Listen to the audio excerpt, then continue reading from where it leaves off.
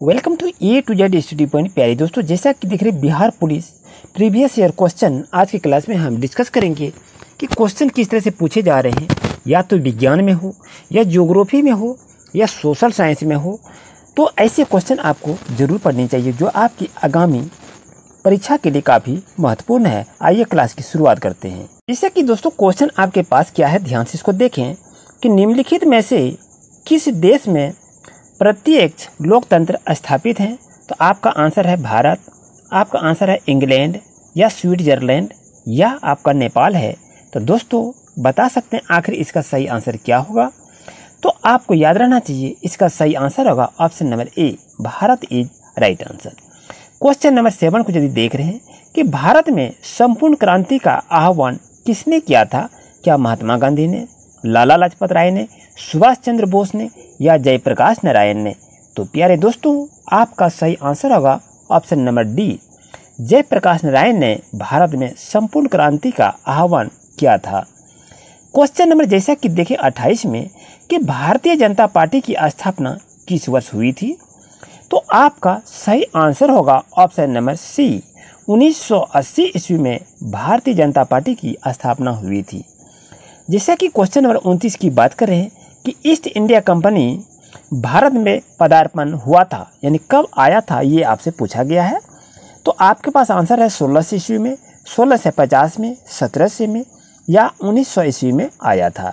तो दोस्तों इसका सही आंसर होगा ऑप्शन नंबर ए, 1600 ईस्वी में ईस्ट इंडिया कंपनी भारत पदार्पण किया था। जैसा कि क्वेश्चन आपके पास है कि सूफी जाने जाते हैं किसे कहते हैं, ईसाई संत के नाम से, या हिंदू संत के नाम से, या मुस्लिम संत के नाम से, या बौद्ध संत मत के नाम से। तो इस तरह से आपके पास 4 ऑप्शन देखने को मिलेंगे। और दोस्तों आपका सही आंसर होगा ऑप्शन नंबर सी, मुस्लिम संत के नाम से सूफी को जाने जाते हैं। और ये क्वेश्चन आपके लिए महत्वपूर्ण है। जिससे कि क्वेश्चन नंबर अगर देखा जाए 38 में क्वेश्चन में क्या कहा रहा है कि सविनय अवज्ञा आंदोलन की शुरुआत कब हुई थी। आपके पास 4 ऑप्शन दिया हुआ है, 1929 में, 1930 में, 1931 में, या 1928 में। तो दोस्तों आपका सही आंसर क्या होगा। करेक्ट आंसर होगा आपका ऑप्शन नंबर सी, 1930 ईस्वी में सविनय अवज्ञा आंदोलन की शुरुआत हुई थी। क्वेश्चन नंबर देख रहे हैं 39 में कि ईश्वर चंद्र विद्यासागर ने किस क्षेत्र में सहयोग दिया था, क्या बाल विवाह में, बहु विवाह में, महिला सशक्तिकरण में, या सती प्रथा में। प्यारे दोस्तों आपका सही आंसर होगा ऑप्शन नंबर ए, ईश्वर चंद्र विद्यासागर ने बाल विवाह के क्षेत्र में सहयोग किया था। क्वेश्चन नंबर 40, निम्नलिखित में से किसका उपनाम सीमांत गांधी के नाम से जाना जाता है। आपके पास ऑप्शन है खान अब्दुल गफ्फार खान, मोहनदास करमचंद गांधी, लाला लाजपत राय, या गोपाल कृष्ण गोखले। तो दोस्तों आपका सही आंसर होगा ऑप्शन नंबर 1, खान अब्दुल गफ्फार खान को सीमांत गांधी के नाम से जाना जाता है। जैसा कि क्वेश्चन आपके पास है कि निम्नलिखित में से कौन सी घटना प्रथम विश्व युद्ध का परिणाम नहीं है। तो महान साम्राज्यों का अंत, विश्व के अधिकांश देशों में गणतंत्र की स्थापना, या अधिनायकवाद का उदय, या राष्ट्रसंघ की स्थापना।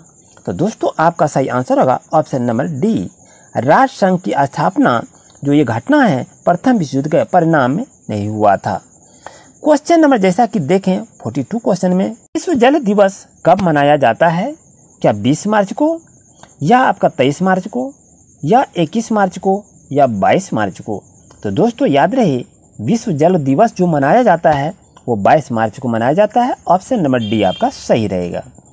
क्वेश्चन नंबर 43 की बात करें कि उपकरण जो वायु दाब मापन हेतु प्रयुक्त होती है वह क्या है, बैरोमीटर, हेक्टोमीटर, थर्मामीटर, या एनीमोमीटर। तो मेरे प्यारे दोस्तों आपका सही आंसर होगा कि वायु दाब को मापन में किस यंत्र का उपयोग किया जाता है। आपका सही आंसर होगा barometer. Option number A is right. Question number 44, वायुमंडलीय परत जो सूर्य के पराबैंगनी विकिरणों से हमारी रक्षा करती हैं वह मंडल क्या है बताएंगे। ओजोन मंडल, क्षोभ मंडल, समताप मंडल, या आयन मंडल। तो दोस्तों आपका सही आंसर होगा ऑप्शन नंबर ए, ओजोन मंडल जो हैं वो वायुमंडल की एक परत ऐसी होती है जो सूर्य से निकलने वाली अल्ट्रावायलेट रेज को वो अवशोषित करती है। जैसा कि क्वेश्चन को अगर देखें 45 क्वेश्चन में कि सरदार सरोवर बांध किस नदी पर स्थित है, तो आपके पास इस तरह से 4 ऑप्शन दिया हुआ है। सही ऑप्शन को बताइए कि आंसर आपका क्या होगा। तो दोस्तों आपका सही आंसर होगा ऑप्शन नंबर सी, नर्मदा नदी पर बनी है सरदार सरोवर बांध। क्वेश्चन नंबर 46, वायु में कार्बन डाइऑक्साइड गैस की प्रतिशत मात्रा क्या है? आपसे इस क्वेश्चन को पूछा गया है। आपके पास देख रहे हैं option number 1, option number C, option number B और ऑप्शन नंबर डी है। आप बताइए इसका सही आंसर क्या होगा। तो करेक्ट आंसर होगा आपका ऑप्शन नंबर बी, 0.03% जो है वो कार्बन डाइऑक्साइड की मात्रा है वायु में। क्वेश्चन नंबर जैसा कि आपके पास है, अंतर्राष्ट्रीय महिला दिवस कब मनाया जाता है? क्या 3 मार्च को, 15 अक्टूबर को, 8 मार्च को या 27 फरवरी को? तो दोस्तों आपका सही आंसर होगा ऑप्शन नंबर रहेगा सही आपका ऑप्शन नंबर बी, 8 मार्च को अंतर्राष्ट्रीय महिला दिवस मनाया जाता है। इस चीज़ को आप नोट कर लें। क्वेश्चन नंबर 57, भारतीय रुपये का नया प्रतीक चिन्ह रॉ किसने तैयार किया था? क्या R.K. मोहन ने, आदित्य कश्यप ने, डी उदय कुमार ने या राजन सिंघनिया ने? तो दोस्तों आपका सही आंसर क्या होगा जानते हैं। करेक्ट आंसर होगा option number D Uday Kumar ने भारतीय रुपये का नया प्रतीक चिन्ह प्रदान किया था। जैसे कि क्वेश्चन नंबर देख रहे 58 में, फूलों की घाटी कहाँ स्थित है? तो आपके पास है जम्मू कश्मीर में, कर्नाटक में, उत्तराखंड में या सिक्किम में? तो दोस्तों आपका सही आंसर क्या होगा? ऑप्शन नंबर बी आपका सही होगा। यानी फूलों की घाटी कहाँ स्थित है? तो उत्तराखंड में स्थित है। Option number B is right answer. जैसा कि देख रहे हैं साइंस के क्वेश्चन में किस तरह से पूछे जा रहे हैं कि फर के रस खमीकरण के दौरान कौन सी गैसें पैदा होती है? तो आपके पास है CH4, O2, H2 या CO2। तो दोस्तों आपका सही आंसर होगा ऑप्शन नंबर डी, CO2 प्रदान होती है। फर के रस खमीकरण के दौरान ये गैसें निकलती है। जैसा कि देख रहे हैं क्वेश्चन नंबर 64 में कि मरोदभिद अनुकूलन में पत्तियां रूपांतरित हो जाती है। क्या प्रतान में, शूल में, पर्णास्थान में या पर्णाभाव में? तो दोस्तों आपका सही आंसर होगा ऑप्शन नंबर बी, शूल में रूपांतरित हो जाती है मरोदभिद पद अनुकूलन करने के लिए। जैसे कि क्वेश्चन को देख रहे पेस्टेड में कि शीत निष्क्रियता पाई जाती है।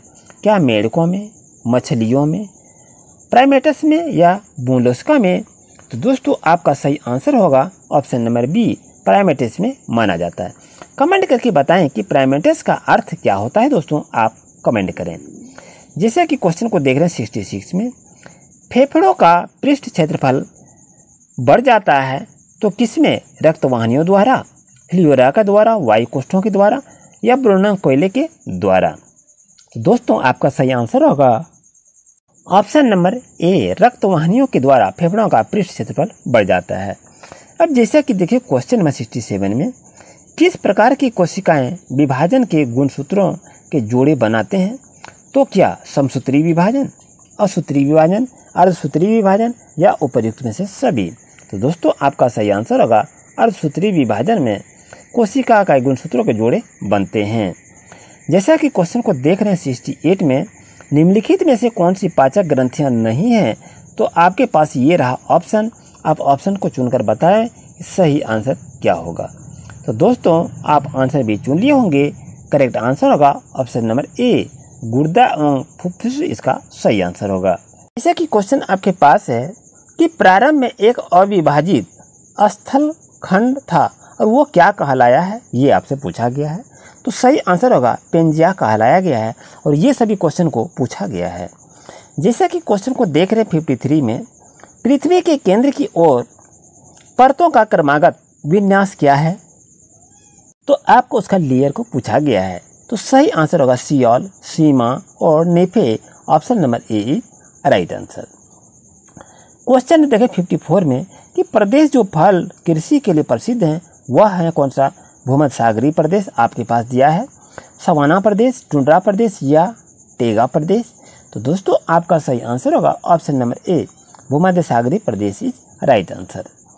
क्वेश्चन नंबर 55, पंचशील का प्रतिपादन किस वर्ष में हुआ था? ये क्वेश्चन को पूछा गया है। तो दोस्तों आपका सही आंसर होगा 1955 इज राइट आंसर। और इसी तरह से क्लास लेने के चैनल को सब्सक्राइब करें। Thank you very much.